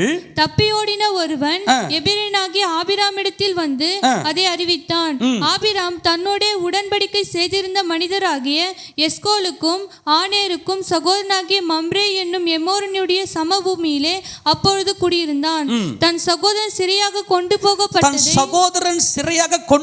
போகப்பட்டதை ஆபிராம் கேள்விப்பட்ட போது அவன் தன் வீட்டிலே பிறந்த கைப்படிந்தவர்களாகிய 318 ஆட்களுக்கும் ஆயுதம் தரிப்பித்து தான் என்னும் ஊர் மட்டும் அவர்களை தொடர்ந்து. ஆமென் சொல்லுங்க பார்க்கலாம். நல்லா கவனிங்க. என் சகோதரன், இந்த சகோதர சிநேகம் இதுதான் ஆபிரகாமுடைய மார்க்கம். ஆபிராம் அப்படின்னா என்ன அர்த்தம்னா எக்ஸால்டட் ஃபாதர், உயர்ந்த தகப்பன். இந்த ஆபிரகாமுக்குள்ள ஒரு உயர்வான எண்ணம் இருந்துச்சு. தகப்பன் என்றாலே இரக்கம் உள்ளவர்கள், இரக்கம் உள்ளவன் தான் தகப்பன். அதாவது லூக்கா சுவிசேஷம் 6:36 உங்கள் பிதா இரக்கம் உள்ளவராக இருக்கிறது போல நீங்களும் இரக்கம் உள்ளவராக இருங்கள் என்று கர்த்தராகிய இயேசு சொல்றார். 103ஆம் சங்கீதம் 13வது வசனத்தில் தகப்பன் தன் பிள்ளைக்கு இறங்குகிறது போல, ஆபிராம் என்று சொன்னாலே தகப்பனுக்குரிய அந்த உயர்ந்த பண்பு. கிறிஸ்தவ மார்க்கம் என்னவென்று சொன்னால் இரக்கம். இரக்கம்தான் கிறிஸ்தவ மார்க்கம். சகோதர சிநேகம். ஒரு தகப்பன் தன் பிள்ளைக்கு இறங்குகிறது போல இறங்குவது தான் கிறிஸ்தவம். பிதாவாகிய தேவன் தம்முடைய ஒரே பேரான குமாரனை விசுவாசிக்கிறவன் எவனோ அவன் கெட்டு போகாமல் நித்திய ஜீவனை அடையும்படிக்கு அவரை தந்தருளி இவ்வளவாய் உலகத்தில் அன்பு கூர்ந்தார். நம்முடைய பிதாவாகிய தேவன் கொடுத்து அன்பு கூர்ந்தார். அதே போல தன் சகோதரனுக்காக ஒரு பிரச்சனைன்னு சொல்லும்போது ஆபிரகாம் ஏதோ கை கட்டி பார்த்துக்கின்னு நான் என்ன ஒன்றுமே இல்லை, நான் போய் எப்படி அந்த ராஜாக்களை எதிர்க்க முடியும் அப்படின்லாம் சொல்லி நினைக்காம தன் சகோதரனுக்காக தன் ஜீவனை கொடுக்கிற அன்பை ஆபிரகாம் இங்கே வெளிப்படுத்தினார். அன்பாய் சொல்லுகிறேன், நம்ம எல்லாரும் சகோதர சிநேகம் உடையவர்களாக, சபையில் இரக்கம் உடையவர்களாக, நம்முடைய குடும்பத்தில் இரக்கம் உடையவர்களாக இருக்க வேண்டும். ஏனென்றால் இந்த இரக்கம்தான் தேவனுக்கு தேவை. இந்த இரக்கமுள்ள தகப்பனை, இந்த உயர்ந்த தகப்பனைத்தான் ஆண்டவர் ஆபிரகாமாக மாற்றினார். ஆபிரகாம் என்றால் த ஃபாதர் ஆஃப் மல்டிடியூட் அல்லது த ஃபாதர் ஆஃப் நேஷன். அநேக ஜாதிகளுக்கு தகப்பனாக ஆண்டவர் ஆபிரகாமை உயர்த்தினதுக்கு காரணம் என்னவென்று சொன்னால், அவர் ஒரு உயர்ந்த தகப்பனாக, எக்ஸால்டட் ஃபாதராக இருந்தார். நாம எல்லாருமே ஒவ்வொரு மனுஷனையும் பார்க்கும்போது உயர்வான எண்ணமுடையவர்களாக நம்ம இருக்க வேண்டும். ஒரு மனிதனை பார்க்கும்போது ஏசப்பா நாமத்துக்கு மகிமை உண்டாவதாக. இப்போ நம்ம ஆராதனைக்கு வரத்துக்கு முன்னாடி ஒருத்தர் வந்து சாப்பாடு கேட்டார். சாப்பாடு கவர் வச்சுன்னு சாப்பாடு கேட்டார். இப்போ இவன் என்ன சொன்ன, ஐயோ கவரில் போட்டால் சுருக்கிடுமே. அவர் அடம் முடிக்கிறாரு, இல்லை இந்த கவரில் எத்தனையோ கவர் நான் வாங்கியிருக்கிறேன், இதையே போடுங்க. நான் என்ன சொல்லிட்டேம்மா, அவர் கூட சண்டைக்கு வேணாம், அவர் என்ன சொல்கிறாரோ அந்த மாதிரி செஞ்சிருமான்னு சொல்லிட்டேன். அந்த கவர்லேயே சாப்பாடு வாங்கினோம்னா அந்த சாப்பாடு சுட சுட சாப்பாடு போட்டதும் அந்த கவர் கூட சுருங்கிடுச்சின்னு வந்து சொன்னாவே. அதான் என்ன சொல்கிறேன்னா, அவருடைய மன நிறைவு அவள் தான் நமக்கு தேவை. நம்மளுக்கு என்ன சொல்ல வரேன் தெரியுமா, நம்ம எல்லாருமே ரொம்ப கவனமாக இருக்கணும். மற்றவர்கள் மேலே வைக்கிற ஸ்நேகம் இதுதான் நீதிமான். நீதிமானை நான் கிழக்கிலிருந்து வரவழைத்தேன் என்று சொல்கிறாரு. எது நீதி என்றால், இவன் என் சகோதரன். ஏனென்றால் எங்களுக்கு ஒரு தகப்பன் உண்டு. ஆமேனா, எங்களுக்கு ஒரே தகப்பன் உண்டு. எல்லாரையும் சிருஷ்டித்தது என் பிதாவாகிய தேவன் என்கின்ற நீதி நமக்குள்ள இருக்க வேண்டும். ஏசாயா தீர்க்கதரிசி புத்தகம் 41:2 பார்த்தீங்கன்னாக்கா, நான் நீதிமானை கிழக்கிலிருந்து வரவழைத்தேன். ஆமேன் சொல்லுவோமா? ஊர் என்கிற கல்தேரு பட்டணத்திலிருந்து நீதிமானை நான் வரவழைத்தேன். இந்த இடத்துல பார்த்தீங்கன்னாக்கா, லோத்தை சிறைபிடித்து கொண்டு போய்விட்டார்கள் என்று கேள்விப்பட்டதும் தாம் வளர்த்தெடுத்த 318 பேர். நான் நினைக்கிறேன் இந்த 318 பேருக்கும் ஆபிரகாம் என்ன சொல்லி கொடுத்து வளர்த்திருப்பார் தெரியுமா? தேவனுடைய அன்பை சொல்லி, தன் சகோதரனுக்காக அந்த ஜீவனை கொடுக்க வேண்டும் என்கின்ற அன்பை சொல்லி தான் இவர் வளர்த்து ட்ரைனிங் கொடுத்துருப்பார். இப்போ வெறும் 318 பேர் போயிட்டு ஏறக்குறைய 5 ராஜாக்கள் பார்த்தீங்கன்னா, யார் யார்? சினேயரின் ராஜா, அப்புறம் ஏலாசரின் ராஜா, ஏலாமியின் ராஜா, அப்புறம் ஜாதிகளின் ராஜா, ஏற்கனவே 4 ராஜாக்கள் இல்லையா? இந்த 4 ராஜாக்கள் 5 ராஜாக்களை சிறைபிடித்து கொண்டு போய்விட்டார்கள். நான் நினைக்கிறேன் அவங்க வல்லரசாக இருந்திருப்பானுங்க. இந்த கெதர்லா கோமேரினுடைய தலைமையில் வந்தவர்கள் ஒரு பெரிய, ஏன்னா அன்னைக்கு எகிப்து பெரிய வல்லரசாக இருந்தாலும் இவர்கள் எல்லாம் எப்படிப்பட்டவர்களாக, கொள்ளையடிக்கிற கூட்டமாக, ஒரு இரத்த வெறி கொண்டவர்களாக, ஒரு யுத்த வெறி கொண்டவர்களாக இருந்திருக்கணும். இப்போ அவர்களை ஆபிரகாம் போயிட்டு யுத்தம் பண்ணி மீட்டு கொண்டு வர வேண்டும். ஆமென் சொல்லுவோமா? இப்போ நல்லா கவனிங்க, ரொம்ப முக்கியமானது. ஆனால் ஆபிரகாம் என்ன செய்தார் என்றால், தன்னுடைய 318 பேரோடு கூட போய் அந்த கெதர்லா கோமேரினுடைய தலைமையில் வந்து அந்த 4 ராஜாக்களையும் முறியடித்து விட்டு எல்லா பொருள்களையும், எல்லா உடைமைகளையும், எல்லா ஜனங்களையும் ஒரு சேதமும் இல்லாமல் மீட்டு கொண்டு வந்த ஒரு மகிமையான காரியத்தை நம்ம இங்கே பார்க்கிறோம். தொடர்ந்து வாசிக்கலாம். 15 வாசிக்க பார்க்கலாம். 14-15. ராக்காலத்திலே அவனும் அவன் வேலைக்காரரும் பிரிந்து பவுஞ்சிகளாய் அவர்கள் மேல் விழுந்து அவர்களை முறியடித்து தமஸ்குவுக்கு இடதுபுறமான ஓபா மட்டும் துரத்தி சகல பொருள்களையும் திருப்பி கொண்டு வந்தான். தன் சகோதரனாகிய லோத்தையும். எல்லாரும் ஆமென் சொல்லுங்க. இதுதான் நீதிமான். நீதிமான் என்றால் யார் என்றால், எது நீதி என்றால், இந்த மகன், இந்த சகோதரன், இவன் என்னுடைய சகோதரன், இந்த சகோதரனுக்காக என் ஜீவனை நான் கொடுப்பேன். தன் சகோதரனுக்காக தன் ஜீவனை கொடுக்கிற அன்பிலும், அதாவது தன் சிநேகிதனுக்காக தன் ஜீவனை கொடுக்கிற அன்பிலும் பெரிதான அன்பு வேறு ஒன்றுமில்லை. பிதாவாகிய தேவன் தம்முடைய ஒரே பிறந்த குமாரனாகிய இயேசுவை இந்த பூமிக்கு அனுப்பினார். கர்த்தராகிய இயேசு கிறிஸ்து அவருடைய சகோதரனாகிய எனக்காக தம் ஜீவனையே கொடுத்தார். அப்போ ஆபிரகாம் என்ன செய்தார்னா, கிறிஸ்தவம் என்பது தன் சகோதரனுக்காக ஜீவனை கொடுக்கிற அன்பு. குடும்பத்தில் எப்படி இருக்கணும்? குடும்பத்தில் அன்பாக இருக்கணும். அப்போ நீங்கள் முதல்ல அப்பாவை நேசிக்கணும். வாலிப பிள்ளைகளை எல்லாம் கொஞ்சம் கவனிங்க. வீட்டுக்குள்ளே சகோதரர்களை நேசிக்கிறது கிடையாது. சகோதரர்களை பார்த்தீங்கன்னா ஒருத்தரை மாற்றி ஒருத்தரை அடிச்சுக்கிறாங்க. நல்லா பார்க்குறேன். இப்போ எதுக்கு? சின்ன சின்ன சாப்பிட்ற விஷயத்துக்கு, ட்ரெஸ்ஸுக்கு, இதுக்கெல்லாம் ஒருத்தரை மாற்றி ஒருத்தரை அடிச்சுக்கிறாங்க. காரணம் என்னன்னா, அவர்களுக்குள்ள ஒரு உண்மையான அன்பு இல்லை. இது எங்கள் அப்பாவுடைய பிள்ளை அல்லவா, நான் இவங்களை அடிச்சேன்னா எங்கள் அப்பாவுக்கு அல்லவா பாதிப்பு, அந்த மனநிலை வரணும். அப்போ அப்பாவை நேசிக்கணும்னா கிறிஸ்து இயேசுவை உங்கள் இருதயத்தை நீங்கள் தரித்து கொள்ள வேண்டும். அப்போ எது நீதி? நீதிமான்கள் தான் தேவனை தரிசிப்பார்கள். அந்த அன்பு, தன் சகோதரனுக்கு மேலே நேசிக்கிற இந்த அன்பு நமக்குள் இருக்க வேண்டும். நீ காண்கிற உன் சகோதரத்தில் அன்பு கூறாவிட்டால் காணாதிருக்கிற உன் தேவனத்தில் எப்படி அன்பு கூறுவா என்று தேவன் சொல்றார். அப்போ நீ தேவனை நேசிக்கிறது உண்மைன்னா உன் சகோதரனை நீ நேசிக்க வேண்டும். சரி, நான் விஷயத்துக்கு வரேன். இப்போ ரொம்ப முக்கியமான சத்தியம். இப்போ தன் சகோதரனாகிய லோத்தையும் அவனுடைய பொருள்களையும் ஸ்திரீகளையும் ஜனங்களையும் திருப்பி கொண்டு வந்தான் இந்த ஆபிரகாம். ஆமெனா? எல்லாத்தையும் திருப்பி வந்துட்டாரு. ரொம்ப முக்கியமான சத்தியம். இப்போதான் ரொம்ப முக்கியம். இப்போ சோதோமின் ராஜா இந்த செய்தியை கேள்விப்பட்டு ஆபிரகாம் என்ன செய்கிறார் என்றால், எல்லாவற்றையும் யுத்தம் பண்ணி ஜெயங்கொண்டு, ஏன்னா இவங்களாம் பெரிய ராஜாக்கள், இவர்களால் அவங்கள ஒன்றுமே பண்ண முடியல. ஆனால் ஆபிரகாம் போய் ராஜாக்களை முறியடித்து விட்டு எல்லாவற்றையும் திருப்பி கொண்டு வந்தார்னு கேள்விப்பட்டதும் சோதோமின் ராஜா போய் ஆபிரகாம் பக்கத்தில் போய் நிற்கிறார். இப்போ சோதோமின் ராஜா ஆபிரகாம் பக்கத்தில் போய் நின்று, எப்பா ஜனங்களை எனக்கு கொடுத்துரு, பொருட்களை எல்லாம் நீ எடுத்துக்க. நல்லா கவனிக்கணும், ஜனங்களை எல்லாம் எனக்கு கொடுத்துரு, பொருட்களை எல்லாம் நீ எடுத்துக்கன்னு சொல்லி ஒரு பயங்கரமான ஒரு ஆஃபர் ஒன்று கொடுக்குறான். அதே போல இப்ப தேவன் மெல்கிசேதேக் என்கின்ற தமது ஊழியக்காரனை ஆபிரகாமுக்கு பக்கத்தில் அனுப்புறார். அந்த மெல்கிசேதேக் என்ன செய்றாருன்னா, அப்பமும் திராட்சரசமும் கொண்டு வந்து ஆபிரகாமுக்கு கொடுக்கிறார். ஆபிரகாமுக்கு கொடுத்து வானத்தையும் பூமியும் உண்டாக்கினவராகிய உன்னதமான தேவனாகிய இயேசு கிறிஸ்துவை குறித்த ரகசியத்தை ஆபிரகாமுக்கு இப்போ வெளிப்படுத்தி கொடுக்கிறார். இப்போ நல்லா கவனிக்கணும், ராஜாக்களை யார் தான் முறியடிக்க முடியும்? இப்போ நல்லா கவனிங்க, ஒரு வசனத்தை இது வாசிங்க. இப்போ இதை தொடர்ந்து வாசிங்க, அப்போ நமக்கு நல்லா புரியும். வாசிங்க, 17 வாசிங்க. அவன் கெதர்லா கோமேரையும் அவனோடு இருந்த ராஜாக்களையும் முறியடித்து திரும்பி வருகிற போது சோதோமின் ராஜா புறப்பட்டு ராஜாவின் பள்ளத்தாக்கு என்னும் சாவே பள்ளத்தாக்கு மட்டும் அவனுக்கு எதிர்கொண்டு போனான். அன்றியும் உன்னதமான தேவனுடைய ஆசாரியனாய் இருந்த சாலேமின் ராஜாவாகிய மெல்கிசேதேக்கு அப்பமும் திராட்சரசமும் கொண்டு வந்து அவனை ஆசீர்வதித்து, வானத்தையும் பூமியும் உடையவராகிய உன்னதமான தேவனுடைய ஆசீர்வாதம் ஆபிராமுக்கு உண்டாவதாக, உன் சத்துருக்களை உன் கையில் ஒப்பு கொடுத்த உன்னதமான தேவனுக்கு ஸ்தோத்திரம் என்று சொன்னான். இவனுக்கு ஆபிராம் எல்லாவற்றிலும் தசம பாகம். எல்லாரும் கரங்களை உயர்த்தி ஆமென் சொல்லுவோமா? நல்லா கவனிங்க பார்க்கலாம். ரொம்ப முக்கியமான சிச்சுவேஷன். இதை அப்படியே மைண்டில் வச்சு நல்லா அப்படியே இந்த காட்சியை உங்கள் சீனில் உங்களுடைய மைண்டில் அப்படியே கொண்டு வாங்க. ஆபிரகாம் ராஜாக்களை முறியடித்து விட்டு வருகிறார். இப்போ கூடவே சேர்த்து ஒரு வசனம் வாசிங்க, அப்போ நல்லா புரியும்.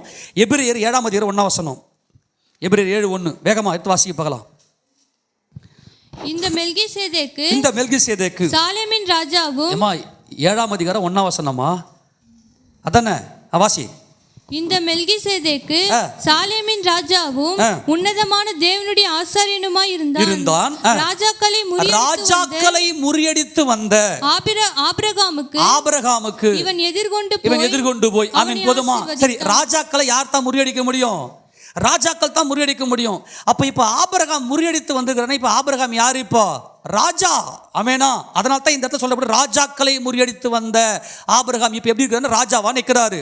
நல்லா ஒன்று கவனிக்கணும். உலக தோற்றத்துக்கு முன்பதாகவே ஆண்டவராகிய இயேசு கிறிஸ்துவே சர்வத்துக்கும் ராஜாதி ராஜா. ஆமெனா? நல்லா மைண்டில் வச்சு, அவர் மனுஷர்கள் மத்தியிலே வாசம் பண்ண வேண்டும். இந்த பூமி கர்த்தராகிய இயேசு கிறிஸ்துவின் நீதி நிலை நிறைந்திருக்க வேண்டும். அவர் மனுஷர்கள் மத்தியிலே வாசம் பண்ண வேண்டும். அவர் என்றென்றைக்கும் ராஜாதி ராஜாவாக இருக்கிறார். என்றைக்கு பிதாவாகிய தேவன் மனிதனை சித்தம் கொண்டாரோ அன்னைக்கே கர்த்தராகிய இயேசு கிறிஸ்து அடிக்கப்பட்டார், தேவனுடைய நீதியை மனுஷர்கள் மத்தியில் நடப்பிக்கும்படியாய். அப்படியானால் கர்த்தராகிய இயேசு கிறிஸ்து என்றென்றைக்கும் ராஜாதி ராஜா. ஆமெனா? இதைத்தான் ஆதாமை தேவன் உருவாக்கி இந்த ரகசியத்தை பகலிலே குளிர்ச்சியான வேளையிலே தோட்டத்திலே உலாவுகிற தேவனாகிய கர்த்தர் இந்த ரகசியத்தை சொன்னார். ஆதாமே, நான் மனுஷனா வரணும், நான் மனுஷனா வந்து உனக்காக என் ஜீவனை கொடுத்து உன்னை மீட்டெடுத்து உன்னுடைய வம்சத்திலிருந்து நான் சந்ததிகளை பிரித்தெடுத்து உன்னுடைய வம்சத்திலிருந்து சந்ததிகளை பெற்றெடுத்து மனுஷர்கள் மத்தியில் நான் வாசம் பண்ண வேண்டும். நானே என்றென்றைக்கும் ராஜாதி ராஜா, கர்த்தராகிய இயேசு கிறிஸ்துவே என்றென்றைக்கும் ராஜாதி ராஜா என்கின்ற ரகசியத்தை ஆதாமுக்கு சொல்லிக் கொடுத்தார். ஆதாமு கூட உடன்படிக்கை பண்ணியிருந்தார். ஓசியா தீர்க்கதரிசன புத்தகம் 6ஆம் அதிகாரம் 7ஆம் வசனத்தில் அவர்கள் ஆதாமை போல உடன்படிக்கையை மீறி ஆதாம் என்ன செய்தார்னா இந்த உடன்படிக்கையை உடைச்சு போட்டு வந்துட்டாரு. இப்போ இந்த உடன்படிக்கைக்கு பதிலாக ஆண்டவர் ஆபிராம் என்கின்ற ஒரு மனுஷனை அழைத்து, உன் சந்ததியை நான் வானத்து நட்சத்திரங்களை போல பெருக பண்ணி, பூமியின் தூளை போல பெருக பண்ணி, உன் சந்ததியின் நடுவில் நான் என்றென்றைக்கும் ராஜாதி ராஜாவாக வீற்றிருப்பேன் என்கின்ற ரகசியத்தை ஆபிரகாமுக்கு தேவன் இந்த இடத்துல கொடுக்கிறார். ஆமென் சொல்லுவோமா? ஆமெனா. அதற்காகத்தான் ஆண்டவர் ஆதாமை தள்ளிவிட்டார். ஆதாம் பாவம் செய்து விட்டபடினாலே ஆதாமுடைய வம்சத்தில் தேவனுக்கென்று ஒரு சந்ததியை உருவாக்க முடியவில்லை. காரணம், இந்த ஆதாம் கர்த்தராகிய இயேசு கிறிஸ்துவினுடைய பலியை, அவருடைய மரணத்தை, அவருடைய கல்வாரி சிலுவை மரணத்தை ஆதாம் விசுவாசிக்கவில்லை. நான் வருவேன், நான் வந்து சிலுவையில் மரிக்க வேண்டும் என்கின்ற இந்த ரகசியத்தை ஆதாம் உதறி தள்ளிவிட்டார். ஆனால் ஆபிரகாமோ இப்பொழுது இந்த விசுவாசத்தினாலே உறுதி கொண்டவராக, இப்போ உன்னதமான தேவனுடைய ஆசாரியனாக இருந்த மெல்கிசேதேக்கு வந்து அப்பமும் ரசத்தையும் கொடுக்கிறார், திராட்சை ரசத்தையும் கொடுக்கிறார். என்னென்னு கொடுக்கிறாரு? அப்பம் எதை குறிக்கிறது என்றால், கர்த்தராகிய இயேசு கிறிஸ்துவின் கல்வாரி சிலுவை மரணம், போஜனம். எது மெய்யான போஜனம்? வானத்திலிருந்து இறங்கி வந்த ஜீவ அப்பம் நானே. நானே மெய்யான போஜனம். என் மாம்சம் மெய்யான போஜனமா இருக்கிறது, என் ரத்தம் மெய்யான பானமா இருக்கிறது. ஆமென் சொல்லுங்க பார்க்கலாம். இப்போ ஆபிரகாமுக்கு 2 ஆஃபர் நிக்குது. ஒன்று, தம்முடைய மாம்ச பலத்தினாலே ஜெயங்கொண்டு வெற்றி பெற்று எல்லாவற்றையும் சுதந்திரத்து கொள்ளக்கூடிய அந்த பொருள்களும் அந்த ஜனங்களும். இப்போ வந்து சோதோமின் ராஜா வந்து கேட்குறாரு, ஜனங்களை எனக்கு கொடுத்துருங்கன்னு. ஆபிரகாம் மனசு வச்சு தான் கொடுக்க முடியும். நான் போய் யுத்தம் பண்ணி ஜெயம் கொண்டது, நான் இப்போ ராஜா அப்படின்னு சொல்லாம, இயேசு கிறிஸ்துவே ராஜாதி ராஜா. ஆமேனா. நல்லா மைண்டில் வச்சுக்கணும். இப்போ மெல்கிசேதேக்கு இவர் செவி கொடுத்து, உன்னதமான தேவன் யார் என்றால் நம்முடைய ஆண்டவராகிய இயேசு கிறிஸ்து. ஆமேன். ஏசாயா தீர்க்கதரிசன புத்தகம் 52ஆவது அதிகாரத்தில் பார்த்தீங்கன்னா 13வது வசனத்தை வாசிக்க பார்க்கலாம். உன்னதமான தேவன் யார்? அவர் ஞானமாய் நடக்கிறவர், தேவனுக்கு பயந்து நடக்கிற தேவகுமாரன் தான் உன்னதமான தேவன். வாசிக்க பார்க்கலாம் 13:52-13. இதோ என் தாசன் ஞானமாய் நடப்பார், அவர் உயர்த்தப்பட்டு மேன்மையும் மகா உன்னதமாய் இருப்பாராக. இவர் தான் உன்னதமான தேவன். ஆமென் சொல்லுவோமா? அப்ப வானத்துக்கும் பூமிக்கும் ஆண்டவராக இருக்கிற இயேசு கிறிஸ்துவே ராஜாதி ராஜாவாக என்றென்றைக்கும் சதா காலம் ராஜாவாக இருக்கிறார். ஆமெனா. இப்போ ராஜாக்களை முறியடித்து வந்த ஆபிரகாமுக்கு மெல்கிசேதேக்கு எதிர்கொண்டு போய் அப்பமும் ரசத்தையும் கொடுக்கிறார். கர்த்தராகிய இயேசு கிறிஸ்துவினுடைய மரணம், அடக்கம் பண்ணப்படுதல், உயிர்த்தெழுதல், இதுதான் அப்பமும் ரசமும். இப்போ ஆபிரகாம் இப்போ சூஸ் பண்ணணும். இவர் மாம்சத்தின்படி ராஜாவாக இருக்கலாம், எனக்கு எதுவுமே தேவையில்லை, இயேசு கிறிஸ்துவே ராஜா. ஆமேன்னு சொல்லுங்க பார்க்கலாம். அப்போ இயேசு கிறிஸ்துவனுடைய அந்த மரணத்தையும் அடக்கம் பண்ணப்படுதலையும் உயிர்த்தெழுதலையும் விசுவாசித்து கர்த்தராகிய இயேசு கிறிஸ்துவுக்கு முன்பதாக நான் அந்நியனும் பரதேசி என்று ஒப்பு கொடுக்கத்தக்கதான அந்த ஒரு மகத்துவமான சம்பவம் தான் இந்த சம்பவம். ஏனென்றால் உலகத் தோற்றத்துக்கு முன்பதாகவே பிதாவாகிய தேவனுக்கும் குமாரனாகிய தேவனுக்கும் பரிசுத்தாவிய தேவனுக்கும் என்ன நடந்துச்சு என்கின்ற சம்பவத்தை தானியேல் 7ஆம் அதிகாரம் 13வது வசனம் வாசிக்கும் போது நமக்கு புலப்படுகிறது. தானியேல் 7:13 வாசிக்க பார்க்கலாம். ராத்தரிசனங்களிலே நான் பார்த்து கொண்டிருக்கையில் இதோ மனுஷகுமாரனுடைய சாயலான ஒருவர் வானத்து மேகங்களுடனே வந்தார். இந்த மனுஷகுமாரன் யாரு? உன்னதமான தேவன். ஆமெனா. அவர் நீண்ட ஆயுசுள்ளவர் இடம் மட்டும் வந்து அவர் சமீபத்தில் கொண்டு வரப்பட்டார்.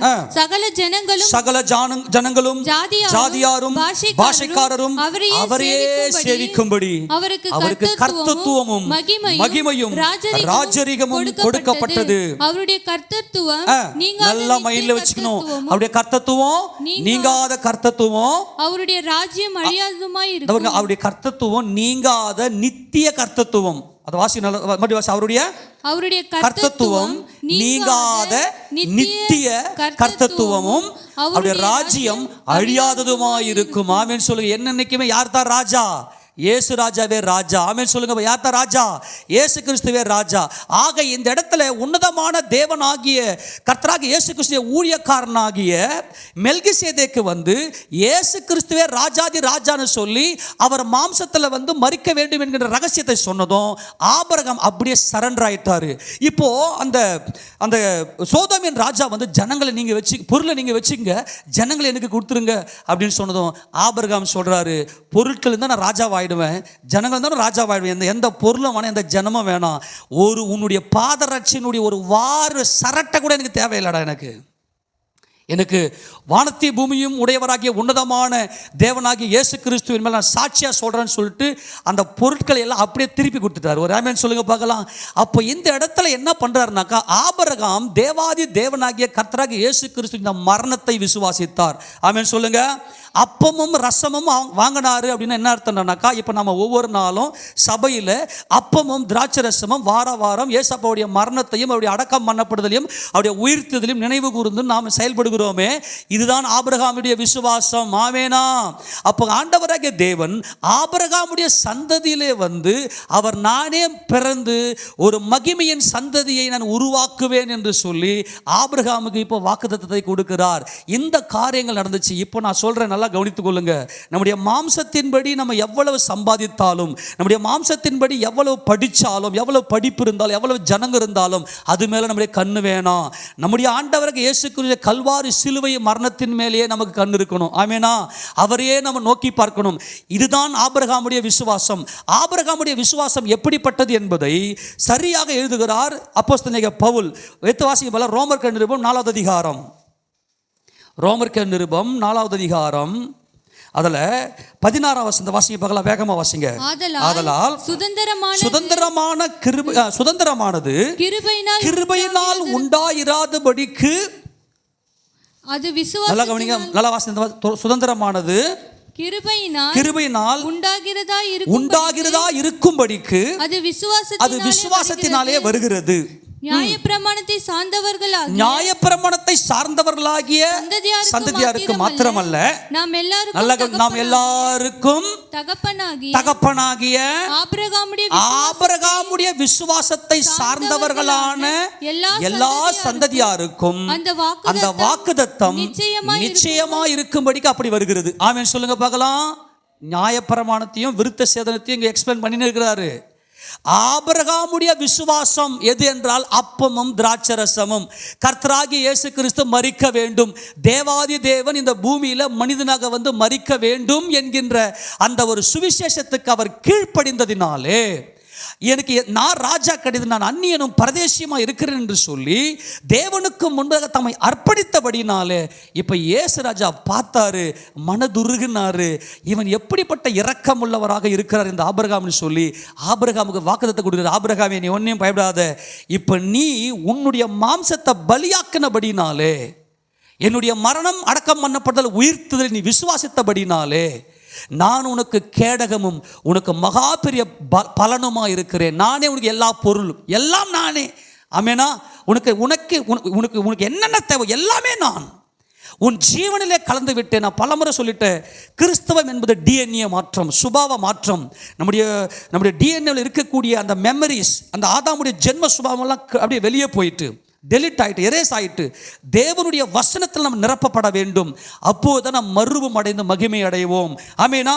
தொடர்ந்து வாசிங்க போலாம் 17 வசனத்தை. அநேக ஜாதிகளுக்கு உன்னை தகப்பனாக ஏற்படுத்தினேன் என்று எழுதியிருக்கிறபடி அவன் தான் விசுவாசித்தவருமாய், நல்லா கவனிக்கணும், அவன் தான் விசுவாசித்தவருமாய் மரித்தோரை உயிர்ப்பித்து. அங்க உயிர்த்ததுல வருதா? ஆபிரகாம் என்ன விசுவாசித்தார்னா, கர்த்தராகிய இயேசு கிறிஸ்துவின் மரணம் அடக்கம் பண்ணப்பட்ட உயிர்த்தெழுதல், அதுதான் அப்பம், அதுதான் திராட்சரசம். வாசிங்க. மரித்தோரை உயிர்ப்பித்து இல்லாதவைகளை இருக்கிறவைகளை போல் அழைக்கிறவருமாய் இருக்கிற தேவனுக்கு முன்பாக நம் எல்லாருக்கும் தகப்பனானான். ஆமென் சொல்லுங்க. ஆதாமுடைய சந்ததியில ஒரு சந்ததியை உருவாக்கி அந்த சந்ததியை தேவ சந்ததியாக மாற்ற வேண்டும் என்று தேவன் சித்தம் கொண்டார். ஆதாம் பாவம் செய்துவிட்டு கர்த்தராகிய இயேசு கிறிஸ்துடைய அந்த மாம்சத்தின்படியான அவருடைய வருகை, அவருடைய மரணம், அடக்கம் பண்ணப்படுதல், உயிர்த்தெழுதலை விசுவாசிக்காதபடியினாலே அந்த வாக்குத்தத்தத்துக்கு அவன் அந்நியராய் போனார் ஆதாம். ஆனால் தேவன் தாம் செய்ய நினைத்தது ஒன்றும் தடைபடாது. ஆமெனா. அதனால் ஆண்டவர் ஆபிரகாம் என்கின்ற ஒரு நீதிமானை அழைத்து வந்து அந்த ஆபிரகாமுக்கு தம்மை வெளிப்படுத்தி காண்பித்தார். இந்த ஆபிரகாமும் தம்மை தாமே ஒப்பு கொடுத்தார். நான் ராஜா கிடையாது, நான் அந்நியனும் பரதேசியுமா இருக்கிறேன். ஆமென் சொல்லுங்க பார்க்கலாம். நான் பரதேசியாக இருக்கிறேன். அதான் தாவீது சொல்லுவார், என் பிதாக்கள் எல்லாரையும் போல நானும் பரதேசியா அந்நியனும் பரதேசியமாக இருக்கிறேன்னு சொல்லி. ஏனென்றால் இந்த மண்ணு கர்த்தராகிய இயேசு கிறிஸ்து ராஜாதி ராஜாவாக ஆட்சி செய்வதற்காக படைக்கப்பட்டது. ஆமெனா. அவர் மனுஷர்கள் மத்தியிலே அவர் வாசம் பண்ண வேண்டுமே. ஆனால் நாம் கர்த்தராகிய இயேசு கிறிஸ்துவோடு கூட சிலுவையில் மரித்து அடக்கம் பண்ணப்பட்டு உயிர்த்தெழுந்து அவரோடு கூட வாழ்கிற ஒரு அனுபவம் நமக்குள்ள வேண்டும். இப்போ நான் விஷயத்துக்கு வரேன். அன்றைக்கு ஆபிரகாம் கர்த்தராகிய இயேசு கிறிஸ்துவை கொடுத்த அந்த விசுவாசத்தை உடையவராய், விசுவாசத்தில் வல்லவராக மாறினார். அவருக்கு தேவன் கர்த்தராகிய இயேசு கிறிஸ்துவை கேடகமாகவும் மகா பெரிய பலனுமாய் இருந்தார். இன்றைக்கு நாம் கர்த்தராகிய இயேசு கிறிஸ்துடைய மரணம், அடக்கம் பண்ணப்படுதல், உயிர்த்தெழுதலை விசுவாசித்து ஒவ்வொரு நாளும் இயேசு ராஜாவுடைய ராஜ்யத்துக்காக செயல்படுகிறோம். அப்படியானால் நமக்கும் அவர் எப்படிப்பட்டவராக இருக்கிறாரு? கேடகமாய். கரங்களை விட்டு ஆமென் சொல்லுவோமா? எல்லா பெரிய பலனுமாய், மகா பெரிய பலனுமாய், நம்முடைய எல்லா தேவைகளையும் பூர்ணமாய் நிறைவேற்றக்கூடியவராக அவர் இருக்கிறார். ஆனால் நம்ம பண்ண வேண்டிய ஒரே ஒரு காரியம் என்னன்னா, நம்ம கிட்ட இருக்கிற பொருள்கள் மேலே நம்ம கண்ணு போகக்கூடாது. நம்ம பெற்ற மாம்ச வெற்றி மேலே கண்ணு போகக்கூடாது. உன்னதமான தேவனாகிய இயேசு ராஜாவை நோக்கி பார்க்கக்கூடியவர்களாக இருப்போமே. ஆனால் இன்னைக்கு ஆண்டவர் நமக்கு சொன்னதை போலவே, நான் உனக்கு கேடகமும் உனக்கு மகா பெரிய பலனும், நானே உனக்கு ஜீவன். ஆமெனா. இந்த ஜீவனைத்தான் தேவன் நமக்கு கொடுக்கிறார். இப்போ ஆபிரகாமுக்கு ஒரு மாபெரும் ஆசீர்வாதத்தை கொடுப்பதை இப்போ பார்க்கலாம். திருப்பி கொள்ளுங்க. இப்போ பரிந்தாம திருப்பி கொள்ளுங்க. இப்போ வாசிக்க பார்க்கலாம். ஒன்று தொடர்ந்து வாசிக்க போறோம். வாசிங்க. இந்த காரியங்கள் நடந்த பின்பு கர்த்தருடைய வார்த்தை ஆபிராமுக்கு தரிசனத்திலே உண்டாகி, அவர், ஆபிராமே, நீ பயப்படாதே, நான் உனக்கு கேடகமும் உனக்கு மகா பெரிய பலனுமாய் இருக்கிறேன் என்றார். அதற்கு ஆபிராம், கர்த்தராகிய ஆண்டவரே, அடியனுக்கு என்ன தருவீர்? நான் பிள்ளை இல்லாமல் இருக்கிறேனே. ஆபிரகாமுக்கு புரிஞ்சு போச்சு, நான் பிள்ளை இல்லாமல் இருக்கிறேனே, நீங்க எப்படி என் சந்ததிக்கு வருவீங்க? ஆமெனா. அவன் புரிஞ்சு போச்சா இல்லையா? இந்த எலியாசர் தான் என் வீட்டு விசாரணை கர்த்தனா இருக்கிற ஆண்டவரை அப்படின்னு சொல்லி இங்கே சொல்லினே இருக்கும்போது ஆண்டவர் என்ன பண்ண? தொடர்ந்து வாசிங்க. தமஸ்கு ஊரானாகிய இந்த எலியேசர் என் வீட்டு விசாரணை கர்த்தனா இருக்கிறானே என்றான். பின்னும் ஆபிராம், தேவரீர் எனக்கு புத்திர சந்தானம் அருளவில்லை, இதோ என் வீட்டிலே பிறந்த பிள்ளை எனக்கு சுதந்திரவாளியா இருக்கிறான் என்றான். அப்பொழுது கர்த்தருடைய வார்த்தை அவனுக்கு உண்டாகி, இவன் உனக்கு சுதந்திரவாளி அல்ல, உன் கர்ப்ப பிறப்பாய் இருப்பவனே உனக்கு சுதந்திரவாளியாவான் என்று சொல்லி அவர் அவனை வெளியே அழைத்து, நீ வானத்தை அண்ணாந்து பார், நட்சத்திரங்களை எண்ண உன்னாலே கூடுமானால் அவைகளை எண்ணு என்று சொல்லி பின்பு அவனை நோக்கி, உன் சந்ததி இவ்வண்ணமாய் இருக்கும் என்றார். அவன் கர்த்தரை விசுவாசித்தான், அதை அவர் அவனுக்கு நீதியாக எண்ணினார். எல்லாரும் கரங்களை சொல்லுவோமா? எதை விசுவாசித்தார் ஆபிரகாம் தெரியுமா? ஆண்டவராகிய தேவன் வானத்து நட்சத்திரங்களை அவர் கூடாரத்திலிருந்து வெளியே அழைத்து கொண்டு வந்து, மேலே பாருப்பா, இந்த வானத்தின் நட்சத்திரங்களை என்ன உன்னாலே கூடுமானால் நீ என்ன அப்படி சொன்னாரு. இந்த நட்சத்திரம் என்பது எதை குறித்து தெரியும்? மகிமையின் சரீரம். ஆமென் சொல்லுங்க. என்ன சரீரம்? மகிமையின் சரீரம். பூமியின் தூளை போல கடற்கரை மணல் என்பது மாம்ச சரீரத்தையும், வானத்து நட்சத்திரம் என்பது மகிமையின் சரீரத்தையும் இங்கே காண்பிக்கிறது. இப்போ ஆண்டவராகிய தேவன் இங்கே ஆபிரகாமுக்கு என்ன வாக்குத்தத்தம் கொடுக்கிறார்னா, வானத்து நட்சத்திரங்களை போல உன் சந்ததியை பெருக பண்ணுவேன் சொல்ற அர்த்தம் என்னன்னா, இந்த மாம்ச சரீரம் மகிமையின் சரீரமாக மகிமை அடையும். இந்த சரீரத்தை நித்திய ஜீவனை கொடுப்பேன். இந்த சரீரத்துக்குள்ள நித்திய ஜீவனை கொடுத்து உன் சந்ததிக்கு மத்தியில் நான் என்றென்றைக்கும் ராஜாதி ராஜாவாக ஆளுகை செய்வேன். அதனால உன் சந்ததிக்கு நானே கேடகமும் மகா பெரிய பலனுமாய் இருக்கிறேன். ஆமென் சொல்லாமா? நட்சத்திரம் என்பது எதை குறிக்கிறது? தானியேல் தீர்க்கதரிசன புத்தகம் 12ஆம் அதிகாரம் 3ஆம் வசனத்தை வாசிக்கலாம். 12:3. தானியேல் 12:3. வேகமெத்து வாசிங்க. தானியேல் 12:3மா? ஞானவான்கள் ஆகாய மண்டலத்தின் ஒளியைப் போலவும் அநேகரை நீதிக்குட்படுத்துகிறவர்கள் நட்சத்திரங்களைப் போல என்றென்றைக்கும். அப்போ நட்சத்திரம் என்பது எதை காட்டுகிறது? என்றென்றைக்கும் நித்திய ஜீவனை காட்டுகிறது. நம்முடைய சரீரத்தில் மரணம் இருக்கிறது. நிர்பந்தமான மனுஷன் நான், இந்த மரண சரீரத்திலிருந்து யார் விடுதலை ஆக்குவார் அப்படின்னு சொல்லி அப்போஸ்தலன் பவுல் கதறுவதை நாம் பார்க்கிறோம். அப்படியானால் உன் சந்ததி வானத்து நட்சத்திரங்களைப் போல இருக்கும். ஏனென்றால் நான் ராஜாதி ராஜா என்பதை நீ விசுவாசித்து விட்டாய். ஆமெனா. ஏனென்றால் உன்னதமான தேவனுடைய ஆசாரனாகிய மெல்கிசேதேக்கினுடைய அந்த அப்பத்தையும் ரசத்தையும் வாங்கி கொண்டு இந்த மாம்சத்தில் பெற்ற அந்த வெற்றியை, அந்த ராஜ்யத்தை நீ உதறி தள்ளிவிட்டாய். என்னை பூரணமாய் விசுவாசித்தாய். நீ விசுவாசத்தின் தகப்பன், நீ தேவனுடைய சிநேகிதன். அதனால உன் சந்ததியை நான் மகிமைப்படுத்துவேன். ஆமென் சொல்லுங்க பார்க்கலாம். எடுத்து வாசிங்க 1 கொரிந்தியர் 15 அதிகாரத்தில். அங்கே மகிமை, இந்த நட்சத்திரத்துக்கு நட்சத்திரம் மகிமையில் வித்தியாசப்படும். அப்போ நட்சத்திரம் என்பது மகிமையின் சரீரத்தை காண்பிக்கிறது. எடுத்து வாசிங்க 41. சூரியனுடைய மகிமையும் வேறு, சந்திரனுடைய மகிமையும் வேறு, நட்சத்திரங்களுடைய மகிமையும் வேறு. மகிமையிலே நட்சத்திரத்துக்கு நட்சத்திரம் விசேஷ. நட்சத்திரம் என்பது மகிமையின் சரீரத்தை காண்பிக்கிறது. ஆமென் சொல்லுவோமா? இது புதிய ஏற்பாட்டு சபையை காண்பிக்கிறது. ஏனென்றால் ஆபிரகாமுக்கு இந்த நட்சத்திரத்தை குறித்த இந்த வாக்குத்தத்தத்தை கொடுத்ததும் தேவனை ஆபிரகாம் விசுவாசித்தான். என்ன விசுவாசித்தான்? கர்த்தராகிய இயேசு கிறிஸ்துவினுடைய மரணம், அடக்கம் பண்ணப்படுதல், உயிர்த்தெழுதலை இந்த ஆபிரகாம் விசுவாசித்தார். அதை அவர் அவனுக்கு நீதியாக எண்ணினார். இந்த நீதியை தான் ஆதாம் தவற விட்டுட்டாரு. ஆபிரகாம் இந்த நீதியை பெற்றுக்கொண்டார். நாமும் கர்த்தராகிய இயேசு கிறிஸ்துவினுடைய மரணம், அடக்கம் பண்ணப்படுதல், உயிர்த்தெழுதல் என்ன விசேஷம்னா அவர் எனக்காக மரித்தார் என்பதுதான் விசேஷம். ஆமென் சொல்லுங்க. அவர் என் பாவத்துக்காக அடிக்கப்பட்டு, அவர் அடக்கம் பண்ணப்பட்டு, அவர் உயிர்த்தெழுந்தார் என்கிற விசுவாசத்தை உடையவர்களாக நமக்குத்தான் இந்த நட்சத்திரத்தை போல நம் மகிமை அடைவோம். இந்த வாக்குத்தத்தம் நம்ம சுதந்திரிக்க வேண்டுமேயானால் பரிசுத்த ஆவியானவருடைய அபிஷேகம் நாம் பெற்றுக்கொள்ள வேண்டும். இந்த வாக்குத்தத்தத்தை தான் ஆபிரகாமுக்கு பரிசுத்த ஆவியானவருடைய அந்த வாக்குத்தத்தத்தை கொடுத்து நட்சத்திரங்களாக தேவன் நம்மை மாற்றுவதற்காக பரிசுத்த ஆவியானவரை பெந்தகோஸ்தே நாளிலே ஆபிரகாமுக்கு உண்டான இந்த ஆசீர்வாதத்தை நமக்கு கொடுத்தார். ஆமெனா. அடுத்த வாசிங்க கலாத்தியர் 3 அதிகாரம் 13 வசனத்தை வாசிக்கும் போது வாசிங்க. கலாத்தியர் 3:13.